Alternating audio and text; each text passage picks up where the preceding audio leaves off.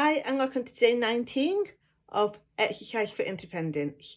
Today I'm going to do a quick talk about cerebral palsy and aging and why exercise is really important as we actually start to age, okay? So when we're all diagnosed with cerebral palsy, we were always told that it's a non-progressive condition. And technically this is correct because the actual brain damage that is caused at the time what led to us being diagnosed with CP, that damage to the brain is not going to get worse. But there's a but. There's a but. As we get older with cerebral palsy, we start to age. And with the aging process and the impact of the way we move with CP, then there will be an impact on our body, and this can accelerate the aging process, okay? It means that we can actually start aging earlier than a normal adult. So if anyone, regardless of disability or not, the body will start to age early 30s. This is where we start, and this is where we stop producing bone density, okay? And the bone density that we have will just reduce if we do nothing about it, okay? And also the lower the bone density, this can mean we can have a rise in osteo conditions, okay? Like mainly osteoporosis, okay? Or sarcopenia, which is what we can get before osteoporosis. So, it's, basically our bodies can start to feel it from mid-20s onwards. And I know with me, this is how I got to do my job, because when I was mid-20s, I actually went to my GP because I was feeling stiffer, tighter, whatever I was doing didn't really work. And I went to my GP, asked what I could do to help, and she actually told me to get exercising. She sort of said, try yoga or Pilates. And I did body balance to start with, then I found Zumba, got into Zumba, and I absolutely loved Zumba. So, and that's how I got into the whole exercise thing. But it's when I got to the gym after I cut the bone in my shoulder joint that I really, really discovered what really helped me, and that is strength training, okay? And I really want to talk about strength training now. So strength training is vital for cerebral palsy, but it's more vital as we age. And you might ask why. So I'm going to go back to that bone density, okay? So if we do no exercise as we get older, that bone density will just start to reduce quickly and quickly and quickly, okay? And then that means if we fall and we have an osteo condition, especially osteoporosis, we have a higher chance of breaking our bones when we fall, okay?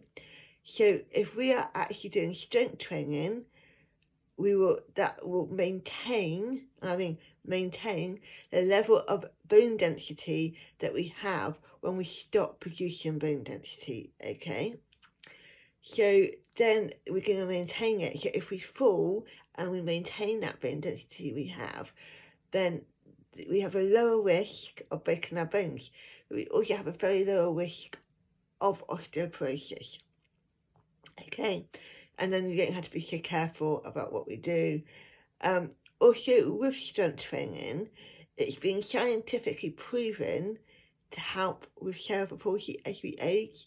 It really does help with falls prevention. Falls prevention means we fall over less.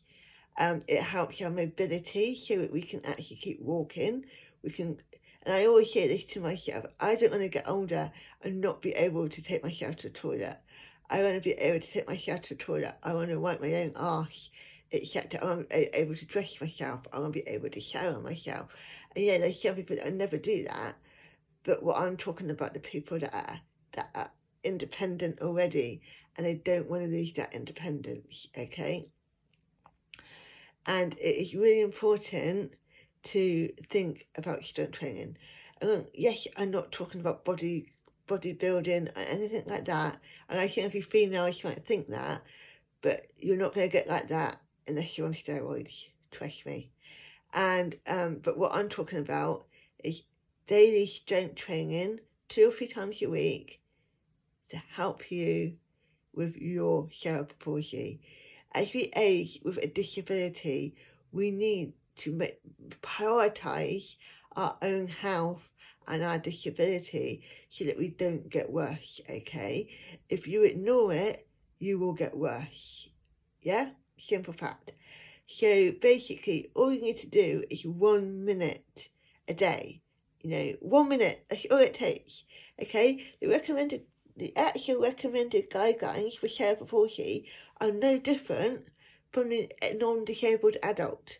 So we have the same guidelines as a reasonably healthy adult for us to get active, which is exercising at least 5 days a week, incorporating at least 30 to 60 minutes of cardio a week, and strength training along with flexibility.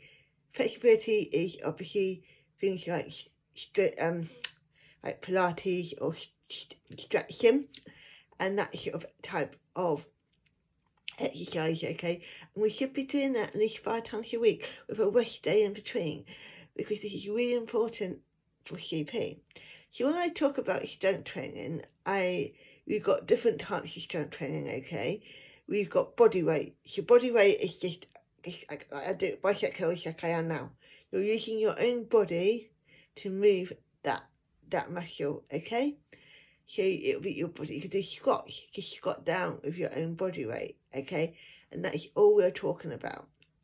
Then we've got things like resistance bands. So I just got one here.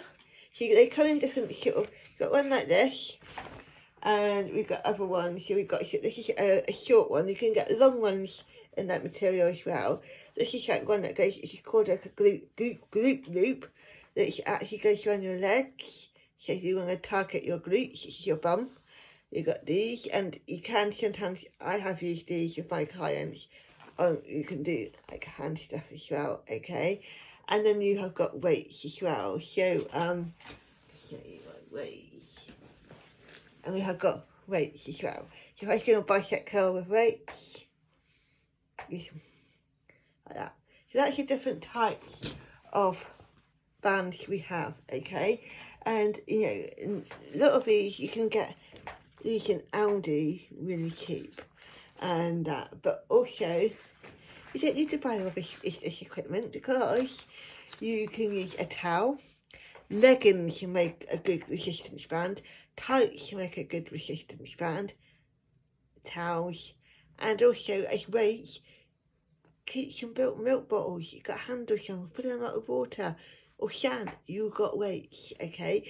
You don't need no fancy equipment. So if you're saying you can't afford like any fancy equipment, you don't need to. Pillows, you can get a pillow. Little things that add some sort of weight there, they can help with it. So all it takes is 1 minute a day. And the thing is, as you get older, you do need to spend more time looking after yourself, okay? I know that I do this for a job, and literally I've now come back. I had 6 months off last year with a bulging disc in my spine, which is L5S1, which is very common with cerebral palsy, that I found out after I had it. And literally I couldn't walk at one point, but now I'm doing my rehab. I've got 2 physios. I'm doing all the physio that I need. But what I'm finding is, the more active I am, the better I am, and the better my CP is, and the better my back is. The less I move, the more pain I'm getting in my back and my leg, I had sciatica, and the easier and the harder it is for me to do anything with my CP. Which proves that we need to move. It's not about doing a high intensity like aerobics class. It's not about jumping around. It is about 1 minute of movement. If you work from home, every hour, get up, put the kettle on, do a minute of bicep curls. The next hour, get up, do a minute of squats. There's different things that you can do that is going to help with your cerebral palsy. And it's vital that we do this, because if we don't, as you get over the age of 30, 35, you will see a decline in your mobility. You will see that you will fall over more. You will see that when you do fall over, it could get harder for you to stand up again. And also you're going to start hurting yourself. You may get sciatica, lower back issues, because of the way our posture is, the way we walk, and the impact of our bodies when we walk with our spine moving. And it is very common out there, lower back issues with cerebral palsy. And along with osteoporosis, along with osteoarthritis as well. And all these conditions, if you're diagnosed with them, people often say that they can't exercise. That's not true. Exercise is now prescribed for lower back pain. It's now prescribed for osteoporosis. It's prescribed for osteoarthritis. And actually, it's the best treatment you can have for any of those conditions, okay? It really, really is. That's a little bit about aging, cerebral palsy. If you have any questions at all, pop it in the comments below, and I will catch up on exercises. I got a bit behind, but I will catch up on exercises this week when I've got time to film. And I'm filming a podcast as well. So if you are a health professional, a physio, back consultant, please, if you want to come on my podcast, let me know. Again, if you're my clients, you want to come on my podcast, feel free to. I encourage all my clients to come on as well. If you're a fit pro that deals with people with health conditions, disabilities, I'd love to get you on as well. I'm trying to get my back consultant on. I'm hoping to have a conversation about lower back pain, especially a CP. That'd be great if I could get him on. Neil, that's an invitation for you. And I'm hoping that I can do some more podcasts that will help you out as well. And but the one thing I want you to do today is 1 minute of exercise. If you're inactive, if you think sitting on a couch is helping you out, I want you to get up, move around the house, just walk around the house, get up, do a minute of marching on the spot, do a minute of jabs, get yourself moving, okay? Because movement is only going to help you as we get older. And I'll see you tomorrow for the next instalment of Exercise for Independence.